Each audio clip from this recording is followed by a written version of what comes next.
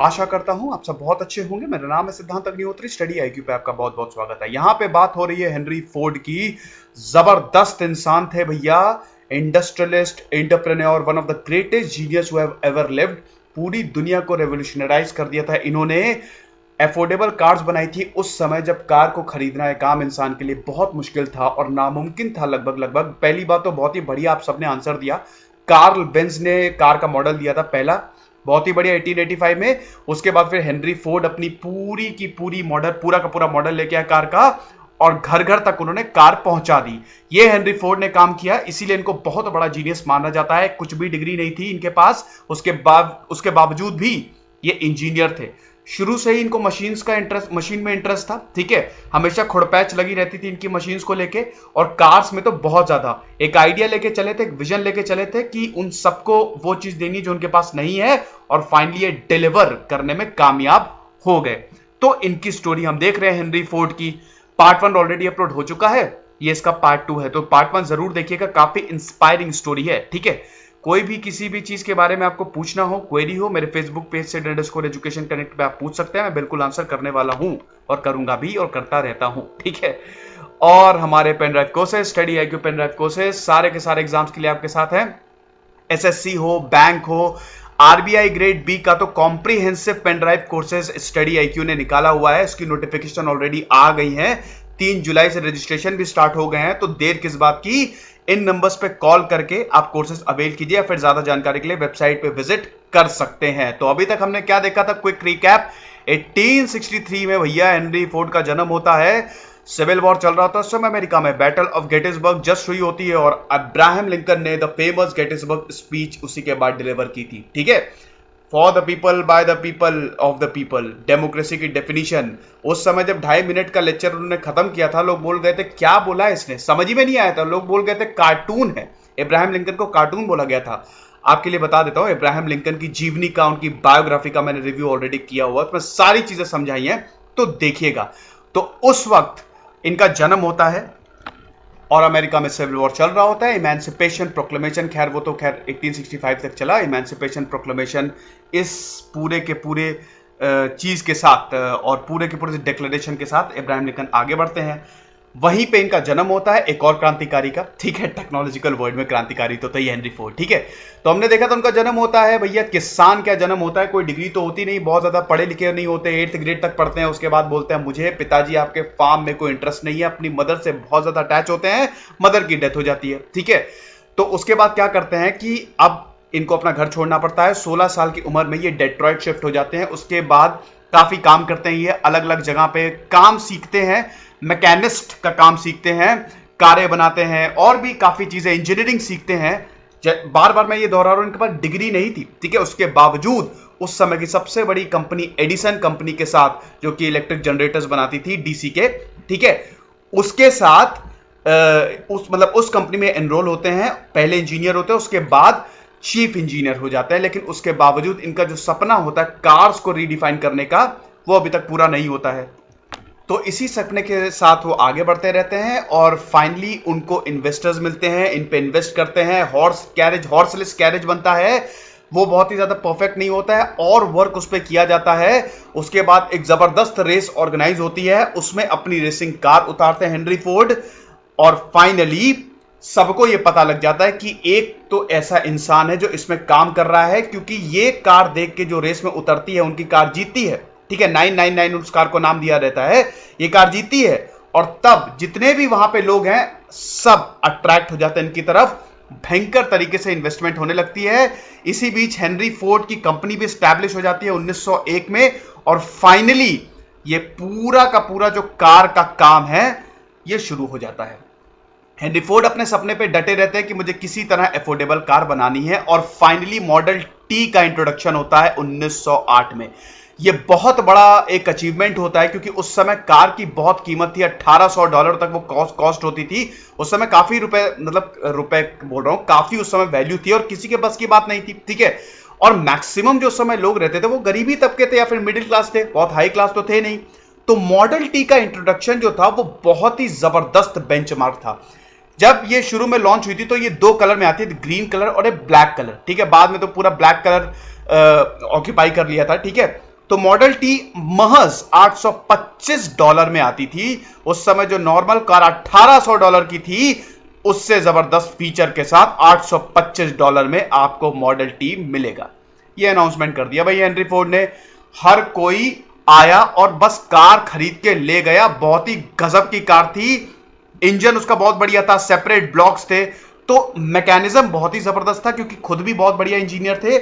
और एक चीज और बता दो, जो इनकी टीम थी हेनरी फोर्ड की, वो भी जबरदस्त थी, बेस्ट ऑफ द बेस्ट लेते थे, ठीक है। उनको पिक करके इन्होंने मॉडल टी बनाई, फिर इसको मॉडिफाई करते गए। हालांकि एक टाइम पे ये कंडीशन आ गई थी कि बहुत ज्यादा मॉडिफिकेशन, मतलब ये जो पूरी की पूरी सीरीज थी मॉडल टी की, ये एक ही चीज पे चली जा रही थी। अब भाई वक्त के साथ आपको बदलना पड़ेगा, क्योंकि जब इन्होंने मॉडल टी लॉन्च की, ये मॉडल और भी बहुत लोग मार्केट में थे, तो ये मॉडल सबने कॉपी करना शुरू कर दिया और इसी पे बेस पे इन्होंने कार बना ली। हालांकि बहुत ज्यादा इन्होंने ट्राई किया कि ये मॉडल बाहर ना लीक हो, ठीक है, और जो फैक्ट्री तक ही ये पूरा का पूरा काम रहे, लेकिन ऐसा हो नहीं पाया और भी बाजार में कारें आ गई थी, तो वहां से इनके लिए बड़ी प्रॉब्लम शुरू हो गई, ठीक है। खैर वो एक अलग कहानी है, अभी हम आगे देखेंगे कि क्या होता है, ठीक है। तो अब क्या हुआ कि इन्होंने मॉडल बना ली, बहुत ही चीप कार सबको प्रोवाइड करना शुरू कर दिया। हर साल इसके रेट जो थे वो कम होते गए, और जैसे ही उन्होंने एक कार उतारी, हेनरी फोर्ड रातों रात इनको शोहरत मिली और घर घर में ये नाम हो गया, ठीक है। हेनरी फोर्ड का समय घर घर में नाम हो गया। और एक चीज और बता दूं, पिछले लेक्चर में भी मैंने बनाई थी, हेनरी फोर्ड बहुत अमीर थे, बहुत बड़े बिलियनियर बने, one of the richest man थे अमेरिका के, लेकिन उसके बावजूद इनको रिचेस्ट लोगों से, जो बहुत अमीर लोगों से सख्त नफरत थी। कैपिटलिज्म से इनको सख्त नफरत थी, ठीक है। अपने इन्वेस्टर जो इनकी कंपनी में इन्वेस्ट करते थे, उनसे इनको सख्त नफरत थी। तो ये सारी चीज थी, ठीक है। अब क्या होता है कि हेनरी फोर्ड ने तो पूरी की पूरी मॉडल टी उतार दी, लेकिन उसको बनाने के लिए चाहिए आपको लेबर पावर। हेनरी फोर्ड ने असेंबली लाइन का भी प्रोसेस शुरू कर दिया था, ठीक है। एक तो पहले तो उन्होंने जो हेनरी फोर्ड कंपनी बनाई थी 1901 में, फिर बहुत बड़ी फैक्ट्री खरीदी थी, और उसके बाद उसी फैक्ट्री जो डेट्रॉइट में थी, उसको शिफ्ट कर दिया था इन्होंने डेट्रॉइट के आउटस्कर्ट्स में, ठीक है। हाईलैंड पार्क नाम था, और बहुत बड़ी फैक्ट्री बनाई थी उन्होंने, ठीक है। इमेजेस अवेलेबल है, देखिएगा। अब वहां पे क्या हुआ था कि उनको लेबर पावर चाहिए। असेंबली वर्क उन्होंने हेनरी फोर्ड ने ये सोचा कि काम बहुत ज्यादा है, एक काम करते हैं, हम इसको रिड्यूस करते हैं। उन्होंने वहां से असेंबली लाइन की शुरुआत कर दी। Semi finished good, assembly line ये होता है कि सेमी फिनिश्ड गुड मतलब क्या होता है कि जो गुड्स हैं वो धीमे धीमे धीमे बेल्ट से आपके पास आते जाएंगे, ठीक है। पूरी मशीन से मैनुअली आपको फिट करना है उसमें चीजें। कार की यहां पे बात हो रही है, मैनुअली जो इंजन्स हैं और जो भी स्पेयर पार्ट्स हैं वो फिट करना होता है, और वो फिर जैसे जैसे एक एक स्टेज कंप्लीट होती जाती है, वो दूसरे पे ट्रांसफर होता जाता है। सपोज करिए कि 10 लोग हैं, ठीक है। 10 लोगों को अलग अलग काम दे दिए गए हैं। एक को बोला तुम मशीन फिट करोगे, एक को बोला तुम कांच लगाओगे, एग्जांपल दे रहा हूं, ठीक है। एक को बोला है कि तुम हेडलाइट लगाओगे, एक को बोला तुम कार लगाओगे। अब वो कार एक के पास वो जाती जा रही है, और वो अपना काम जो है वो करता जा रहा है। तो ये असेंबली लाइन था, ठीक है। और फाइनली इससे कार तैयार भी हो गई थी, बहुत जल्दी तैयार भी होती थी क्योंकि ये टाइम बचाता था, और बहुत ही जल्द इनका प्रोडक्शन 4 गुना बढ़ गया भैया। 1000 कारें ये इस असेंबली लाइन के मेथड से एक दिन में प्रोड्यूस करने लगे। भयंकर बम्पर प्रोडक्शन, ठीक है। लेकिन असेंबली लाइन आप सोच सकते हैं कितना टफ होता होगा। एक के बाद एक चीजें जाती जा रही है, मैनुअली आपको सारी चीजें फिट करनी है। तो लोगों ने ये कंप्लेन करनी शुरू कर दी कि ये बहुत ज्यादा टायरिंग है, ठीक है। दूसरी चीज और हो गई थी कि 1918-1920 तक आते आते जैसा कि मैंने बताया कि और भी कंपटीशन आ गया था, तो उनकी कंपनी ये चाह रही थी कि मॉडिफिकेशंस हो, लेकिन हेनरी फोर्ड बिल्कुल इसके खिलाफ थे। हेनरी फोर्ड थोड़ा सा सक्सेस में चूर हो गए थे, ये तो आपको बोलना पड़ेगा, ठीक है। वो बहुत ज्यादा इसमें डूब गए थे, ईगोइस्ट हो गए थे। हाँ, हेनरी फोर्ड, क्योंकि क्या होता था कि एक प्रोपेगेंडा कैंपेन हो गया। जब देखो टीवी में इनका नाम आ रहा है, saviour of America, one who revolutionise the world, इस तरह के जबरदस्त तरीके से इनको प्रोजेक्ट किया जा रहा है, टैगलाइन दी जा रही है, इनका दिमाग फिर गया था।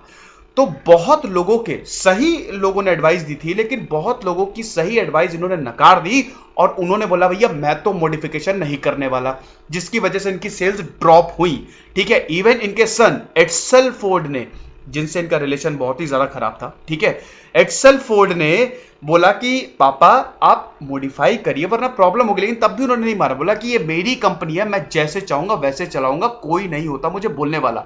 और मैंने आपको बताया था कि इस स्टोरी की, यूरोप में कंपनी की मीटिंग थी, उन्होंने प्रपोज किया कि ये चेंजेस होने चाहिए टी मॉडल में और हमको इसको मॉडिफाई करना चाहिए।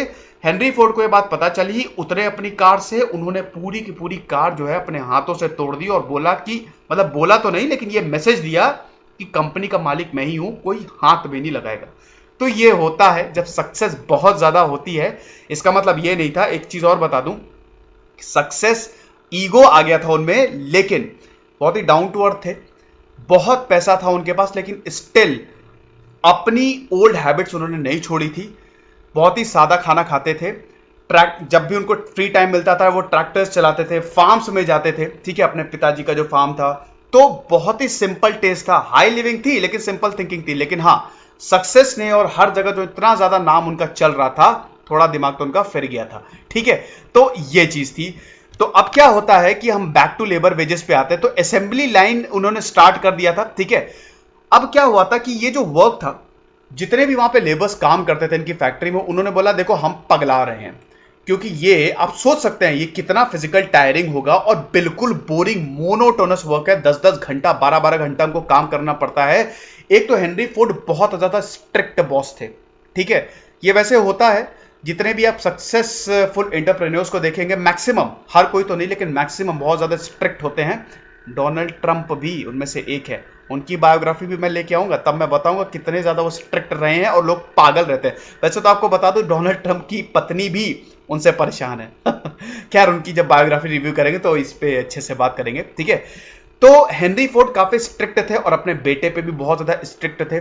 एड्सल फोर्ड बेचारे छोटे से क्वाइट, बहुत ही हम्बल इंसान थे, लेकिन बहुत ज्यादा उनको टॉर्चर करते थे हेनरी फोर्ड। और ये बात इन्होंने पूछी भी थी अपने पत्नी से कि क्या ये बहुत ज्यादा मैं प्रॉब्लम क्रिएट करता हूं। उनकी पत्नी ने बोला था नहीं, तुम प्रॉब्लम तो नहीं क्रिएट करते हो, लेकिन यू आर अनसिंपैथेटिक, तुम अनफेयर हो उसके साथ, ठीक है। तो ये चीज थी। तो हेनरी फोर्ड काफी स्ट्रिक्ट बॉस थे। उन्होंने बोला मुझे प्रोडक्शन चाहिए, मुझे रिजल्ट चाहिए, मुझे कुछ भी नहीं सुनना। लेकिन फिर क्या हुआ था, जब लोगों ने कंप्लेन करना शुरू कर दी कि बहुत ज्यादा मोनोटोनस वर्क है, बहुत मनहूस वर्क है, कोई इसमें मजा नहीं है, हम कुछ सीखते नहीं है, जब बस मशीन्स आती जाती हैं, हम उस पर पुर्जे फिट करते जाते हैं और वो आगे पास होती जाती है, फिजिकली टायरिंग इतना है, हम छोड़ रहे हैं। तो होता ये था कि फैक्ट्री में लोग आते थे, कुछ महीने काम करने के बाद छोड़ के चले जाते थे और इससे प्रोडक्शन घटने लगा था। हेनरी फोर्ड को कोई नई स्ट्रैटेजी सोचनी थी। हेनरी फोर्ड ने एक जबरदस्त चीज सोची भैया, लेबर रिफॉर्म ले आए। उस समय उन्होंने बोर्ड मीटिंग बुलाई, ठीक है, ब्लैक बोर्ड सामने रखा, एक तरफ लिखा उन्होंने $26 मिलियन, ये हमारे साल भर का टर्नओवर है, और दूसरी तरफ लिखा उन्होंने $2.5 पर डे, जो उस समय मिलता था लेबर्स को। उन्होंने बोला हम इसको $5 कर देंगे। बहुत बड़ा ये अमाउंट था उस समय, $5 पर डे। आप कैलकुलेट करिए इसको 69 रुपीज के हिसाब से। वैसे तो उस समय रुपये और डॉलर की कीमत लगभग सेम ही थी, ठीक है। ये तो सब IMF ने और 1991 में जो गल्फ वॉर हुई थी और हमको अपनी इकोनॉमी खोलनी पड़ी थी, उसके चक्कर में हुआ था। लेकिन खैर, हम लोग को खुश भी होना चाहिए कि हमने अपनी इकोनॉमी खोली, ठीक है। उसी की वजह से काफी इकोनॉमिक डेवलपमेंट हुआ है। तो ये चीज थी। तो वहां पे उन्होंने क्या किया कि $5 पर डे का अनाउंसमेंट कर दिया कि जो भी मेरी कंपनी में काम करेगा, $5 पर डे, दुगने से भी ज्यादा। तो भैया जितने भी लोग थे खुश। अगले ही दिन जब ये अनाउंसमेंट हुई थी, अगले ही दिन उनकी फैक्ट्री में 10,000 लोग आए थे। 6 जनवरी 1914 में 10,000 लोग उनके पास आए थे फैक्ट्री में काम मांगने। वही काम, वही बोरिंग काम, वही फिजिकल टायरिंग वर्क, लेकिन उसके बावजूद सिर्फ पैसा दुगना तिगना कर दिया। सारे के सारे लोग सामने खड़े थे फैक्ट्री के। इसको उन्होंने वेलफेयर कैपिटलिज्म कहा या फिर सोशल इंजीनियरिंग कहा, जिसको हम बहुत कॉमन भाषा में बोलते हैं। चलिए कमेंट बॉक्स में बताइए व्हाट इज सोशल इंजीनियरिंग, ठीक है। इसको मैं चाहता हूं कि आप खुद अपने मन से बताएं, ठीक है। आप क्या समझते हैं व्हाट इज सोशल इंजीनियरिंग या फिर वेलफेयर कैपिटलिज्म, ठीक है। चलिए कमेंट बॉक्स में बताइए, मेरे फेसबुक पेज में बताइए, कहीं पे भी बताइए, मुझे इंतजार रहेगा आंसर्स का, ठीक है। तो ये चीज हुई। अब क्या हुआ कि $5 पर डे में लोग तो बड़े खुश थे, लेकिन धीमे धीमे सच्चाई खुलने लगी।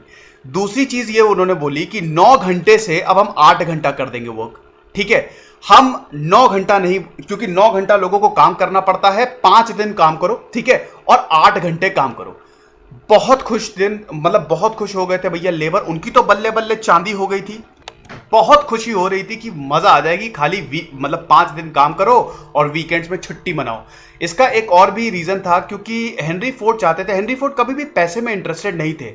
जब ये प्रपोजल $5 पर डे का, क्योंकि हजारों लाखों लोग इनकी फैक्ट्री में काम करते थे, कंपनी बोल रही थी कि यार कितना ज्यादा हमको नुकसान होगा, इतना अगर हम करेंगे तो हमारी कंपनी तो गई। लेकिन हेनरी फोर्ड कभी भी पैसे में इंटरेस्टेड थे ही नहीं। उनको बस यही था कि किसी तरह से लोगों को बेनिफिट हो और बस लोगों की जिंदगी को ट्रांसफॉर्म किया जाए। इसीलिए वो चाहते थे, स्पेशली जो फार्म वर्कर्स हैं, जो फार्मर्स हैं, उनके लिए वो चाहते थे कि उनके पास एटलीस्ट कार हो, क्योंकि खुद भी फार्मर के, किसान के बेटे थे, तो वो चाहते थे कि उनके पास कार हो और हर कोई कार को अफोर्ड कर पाए, गरीब चाहे अमीर। और स्पेशली जो उनकी फैक्ट्री में भी लोग काम कर रहे हैं, उनको भी ये हक होना चाहिए कि उनके पास भी कार हो। अब उन्होंने क्या किया कि सोशल ऑडिटिंग शुरू कर दी। उन्होंने ये देखना शुरू कर दिया, ये तो भाई प्राइवेसी में किसी की आप लाइफ में इंटरफेयर कर रहे हो। उन्होंने टीम बनाई और उसको बोला, उन लोगों को बोला कि तुम जाओ इनके घर में, देखो कितना इनका हायर स्टैंडर्ड ऑफ लिविंग है, मेरे रिफॉर्म्स लाने के बाद कितना बड़ा है ये, ठीक है। अगर नहीं बढ़ा है दूसरी बार जाओ, और अगर दूसरी बार भी ये स्टैंडर्ड ऑफ लिविंग नहीं बढ़ा है तो उसको हटा दो कंपनी से। ये ऐसी इनकी पॉलिसी हो गई थी। अब लोग परेशान हो गए थे। उन्होंने कहा कि मेरी प्राइवेट लाइफ में भैया इंटरफियर करने का हक तुमको नहीं है, ठीक है। तो मूड खराब हो गया था, यहां से मूड खराब होना शुरू हो गया था और यहां से थोड़ी सी सनक आ गई थी हेनरी फोर्ड में, और यहीं से उनकी मेंटल इलनेस की भी शुरुआत हो चुकी थी। एक तो इधर ये पूरी की पूरी कंपनी संभाल रहे थे, उधर इनके बेटे के साथ बहुत ज्यादा प्रॉब्लम शुरू हो गई थी, ठीक है। तो ये दोनों चीजें बैलेंस करके चल रहे थे। हालांकि इनके बेटे इनसे बहुत ज्यादा प्यार करते थे, लेकिन हेनरी फोर्ड अपने ईगो में रहते थे और बोलते थे मेरे बेटे को मेरे ही तरह होना चाहिए। हेनरी फोर्ड के बेटे एड्सल फोर्ड काफी एरिस्टोक्रेटिक हो गए थे, क्योंकि वो हेनरी फोर्ड के बेटे थे, लेकिन हेनरी फोर्ड एक फार्मर के बेटे थे, ठीक है। तो एड्सल फोर्ड इसके थोड़े से आदी हो गए थे। हालांकि बहुत ही अच्छे इंसान थे, लेकिन इसके आदी हो गए थे, ठीक है। तो अब डिफरेंसेस तो आने लाजमी थे। जो हेनरी फोर्ड चाहते थे लाइफ, वो एड्सल फोर्ड नहीं बिता रहे थे। और दूसरी बात, उन्होंने राइवल हुडसन, उनकी नीज से शादी कर ली, और ये जो हेनरी फोर्ड उनको अपना राइवल मानते थे। आंख बबूला हो गए, हेनरी फोर्ड तुम्हारी हिम्मत कैसे हुई, ठीक है। तो ये सारी चीजें थी। तो अब हम आगे देखते हैं क्या हुआ कि जैसे जैसे चीजें आगे बढ़ी, फिर हेनरी फोर्ड जो है वो और ज्यादा अपने में ही ज्यादा कन्फाइन होना शुरू हो गए। लेकिन यहां पे इन्होंने मतलब इनकी पत्नी क्लेयर बेनेट ने इनका साथ नहीं छोड़ा, हमेशा उनके साथ थी। इन्होंने बहुत बड़ा घर लिया था, तब भी उनके साथ थी, और कभी भी वो हमेशा अपने पति का सपोर्ट करती थी, ठीक है। ऐसा नहीं कि इतनी कुछ भी अगर उल्टा सीधा डिसीजन भी हो रहा है तो वो छोड़ के चली जा रही है, नहीं, उनके साथ, उनके पीछे खड़ी रहती थी। लेकिन बेटे इनके साथ नहीं थे। वर्ल्ड वॉर 2 शुरू हो जाता है 1939 में। यहां पे हेनरी फोर्ड बहुत बड़ी गलती कर देते हैं। हेनरी फोर्ड क्या है, वो ये बोलते हैं, वो ज्यूस से तो काफी नफरत करते हैं हेनरी फोर्ड, क्योंकि हेनरी फोर्ड कैपिटलिज्म से बहुत ज्यादा नफरत करते हैं, सारे अमीर लोगों से बहुत ज्यादा नफरत करते हैं। ज्यूस ने अपनी मेहनत से, अपने मेहनत के दम पे बहुत पैसा कमाया था। उस समय बहुत ज्यादा पैसा उन्होंने कमाया था। वो बैंकर्स थे, बड़े बड़े बैंकों में, वो बिजनेसमैन थे, उनकी मेहनत का पैसा था। उन्होंने किसी का पैसा चुराया नहीं था, अपने दिमाग से। भाई जाहिर सी बात है लोग जलेंगे। हिटलर ने पूरा का पूरा ठीकरा ज्यूस पे फोड़ दिया, और आज तक का सबसे बड़ा मसाकर, ज्यूइश होलोकॉस्ट, बड़े बड़े कॉन्सेंट्रेशन कैंप में ज्यूस को, यहूदियों को रखा जाता था, टॉर्चर किया जाता था। बहुत ही ज्यादा दर्दनाक स्टोरी है। मैं वीडियोस पे जरूर लेके आऊंगा, 2 इंसिडेंट पे मैं वीडियो जरूर लेके आऊंगा। एक तो नैनकिंग मसैकर, जिसको रेप्स ऑफ नैनकिंग भी बोला जाता है, और एक ज्यूस होलोकॉस्ट, ठीक है। ये बहुत ज्यादा अनफॉर्चुनेट इवेंट आज तक रहे हैं, जिसमें इंसानियत बिल्कुल शर्मसार हो गए हैं। छोटे छोटे बच्चों को अपनी माओ से अलग कर दिया जाता था और सामने जला दिया जाता था। सोच सकते हैं कितना दर्दनाक मंजर रहा होगा।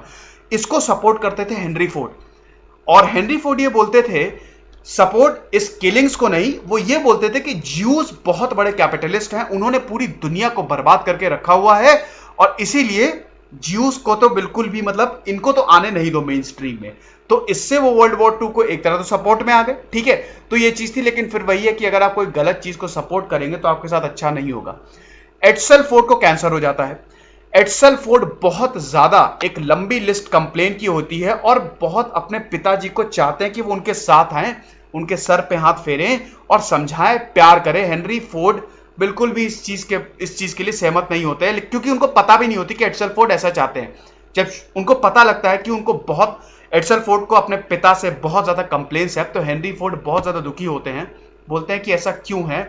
और जब उनको पता लगता है कि एड्सल फोर्ड बहुत ज्यादा बीमार हैं, तो हेनरी फोर्ड पहले तो मानने से मना कर देते हैं, फिर अपने डॉक्टर्स को फोन लगाते हैं, क्योंकि भाई पिता तो होते हैं, सबसे ज्यादा प्यार इकलौते बेटे होते हैं एड्सल फोर्ड, और सबसे ज्यादा प्यार वो इन्हीं से करते हैं, इसीलिए उनकी एक्स्ट्रा केयर करते हैं। ठीक है, एक चीज बता दूं कि ऐसा मेरा मानना है, बहुत लोगों का मानना नहीं होता, कि बच्चों को हमेशा अगर वो कुछ अच्छा करते हैं उनकी तारीफ जरूर कीजिए। बहुत ज्यादा डोमिनेटिंग या बहुत ज्यादा एक्सपेक्टेशन नहीं रखनी चाहिए, क्योंकि मैंने कई बार देखा है कि 90% ला रहे हैं, उसके बावजूद अरे ठीक है 95 नहीं है, ऐसा मत करिए प्लीज, कंपेयर मत करिए, और अपने बच्चों को बहुत ही अच्छी परवरिश दीजिए। क्योंकि याद रखिए, बच्चे जो होते हैं ना, आजकल का जैसे जमाना है, कंपटीशन है, बच्चे जो होते हैं ना वो कभी कभी चीजों को व्यक्त नहीं कर पाते और अंदर ही अंदर बहुत टॉर्चर होते हैं। तो बिल्कुल सपोर्ट कीजिए, कोई प्रॉब्लम भी है बहुत प्यार से समझाइए। और एड्सल फोर्ड के साथ एग्जैक्टली वही हुआ, प्रॉब्लम बहुत वर्ष हो गई, उनकी बीमारी बढ़ती गई, पिताजी उनके साथ थे नहीं, और जब 1943 में एड्सल फोर्ड की डेथ होती है, हेनरी फोर्ड को पता चलता है, पूरी तरह से टूट जाते हैं। आई एम श्योर बहुत ज्यादा रोए होंगे, अपने आप को जिम्मेदार मानते हैं, पागलों की तरह रात रात में फार्म लैंड्स में टहलते हैं ये लोग। इनकी पत्नी भी देखती हैं, वो उनको भी काफी दुख होता है। तो ऐसी हालत हो गई थी हेनरी फोर्ड की, और अपने आप को जिम्मेदार भी एक तरह से मानते हैं, क्वेश्चंस पूछते हैं, लेकिन फिर कोई अब जो हो गया सो हो गया, तो होनी को तो कोई टाल नहीं सकता। इसीलिए बोलते हैं भैया शुरू में ही अपने आप को एनालाइज करके चीजों को सही कर लो, जब पछतावा होता है ना तो बहुत हालत खराब होती है, याद रखिएगा। ठीक है, तो सारी चीजों को एनालाइज करिए और सिचुएशन को सही करिए, आसान है, ज्यादा टफ नहीं है। ठीक है, तो एड्सल फोर्ड जो है उनकी डेथ हो जाती है, और हेनरी फोर्ड को और ज्यादा जो उनकी, वैसे ही वो हेनरी फोर्ड बीमार होते हैं, क्योंकि 1935 के बाद से उनकी हेल्थ जो है वो बहुत डाउन होने लगती है। प्रेसिडेंट तो बन जाते हैं, लेकिन बहुत ज्यादा कमाल नहीं कर पाते हैं प्रेसिडेंट बन के भी, क्योंकि सेल्स जो हैं वो डिक्लाइन पे थोड़ी होती हैं। और हेनरी फोर्ड सिंस वो बीमार होते हैं तो बहुत ज्यादा एक्टिव मेंबर भी नहीं होते कंपनी के। अब उसके बाद क्या होता है कि इनको सीरीज ऑफ स्ट्रोक्स होते हैं, फाइनली वो रिटायरमेंट ले लेते हैं, और 1947 7 अप्रैल को इनकी डेथ हो जाती है। सेरिब्रल हेमोरेज से इनकी डेथ होती है। हेमोरेज बहुत ही खतरनाक बीमारी होती है, ब्लीडिंग होती है आपके, मतलब वैसे जो टिश्यूज होते हैं उनसे ब्लीडिंग होती है ब्रेन में, बहुत ही खतरनाक होते हैं। ठीक है, और one of the most brutal deaths होती है इससे। ठीक है, तो इससे इनकी डेथ होती है 1947 में, और अपने जब इनकी डेथ होती है 83 साल के होते हैं। ठीक है, काफी लंबी एज इन्होंने जी, और पूरी सक्सेस का फायदा उठाया, 83 साल के होते हैं, और अपने पत्नी की बाहों में ये मरते हैं, शोल्डर्स पे दम तोड़ते हैं, पत्नी उनके साथ होती है। फिर 5 साल बाद, मतलब 3 साल बाद 1950s को क्लेरा की भी डेथ हो जाती है, और उसके बाद इनके पोते पूरी की पूरी कंपनी को टेक ओवर करते हैं। ठीक है, जिनको हेनरी फोर्ड 2 भी कहा जाता है। तो ये चीज थी। अब ये मेरे लेक्चर का एंड है, लेकिन हेनरी फोर्ड की जो सबसे बेहतरीन कोट मुझे लगती है, वैसे तो इनकी कोट और इन्होंने जो कहा है वो कमाल की है, ऑटोबायोग्राफी तो इनकी जबरदस्त है, मैं चाहूंगा आप इनकी ऑटोबायोग्राफी को जरूर पढ़ें। लेकिन आप देखिए, कुछ लोग इसलिए सक्सेस को पाते हैं क्योंकि उनकी किस्मत में लिखा होता है, लेकिन ज्यादातर लोग इसलिए सक्सेस होते हैं जो डिटरमाइंड होते हैं। Remember, it's not brain makes the man perfect, it's practice makes the man perfect. याद रखिएगा, कभी भी आप टैलेंटेड है, हर कोई टैलेंटेड होता है, लेकिन याद रखिएगा सिर्फ टैलेंट काम नहीं आएगा जब तक आप मेहनत नहीं करेंगे। तो मेहनत करते रहिए, हेनरी फोर्ड ने कहा है, जरूर सक्सेस होंगे। क्विक रिमाइंडर, हमारे पेन ड्राइव कोर्सेज सारे के सारे एग्जाम्स के लिए अवेलेबल हैं, नंबर्स पे कॉल करिए या फिर वेबसाइट पे विजिट करिए। बहुत जल्द मैं हाजिर होऊंगा अपने नए लेक्चर के साथ। आशा करता हूं आपके लेक्चर पसंद आया होगा, बहुत ही इंस्पायरिंग स्टोरी है रहे हेनरी फोर्ड, जरूर शेयर करिए। तब तक खुश रहिए, पढ़ते रहिए। दिस इज सिद्धांत Agnihotri signing off, and share जरूर कर दीजिएगा। Thank you so much.